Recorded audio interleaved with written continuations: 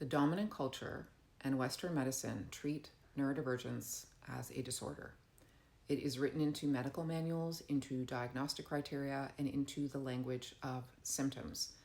Popular culture repeats the same have-truths that flatten autism and ADHD into cliches and have nothing to do with who we actually are. Like all narratives constructed by those positioned as superior in a hierarchical society, the story of neurodivergence is an inversion of the truth. Colonization and white supremacy depend on the inversion of primitive and civilized. Patriarchy depends on the false superiority of male over female. Capitalism depends on the elite, the owners above the workers.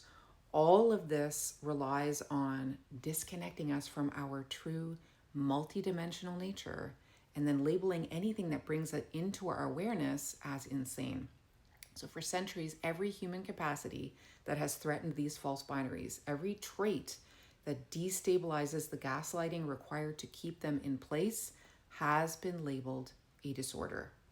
Sensitivity, passion, emotional depth, intuitive knowing, nonlinear perception, divergent thinking, attunement to justice, all of these are core characteristics of neurodivergence, and none of them are pathological. What's pathological is a culture that demands that we suppress them.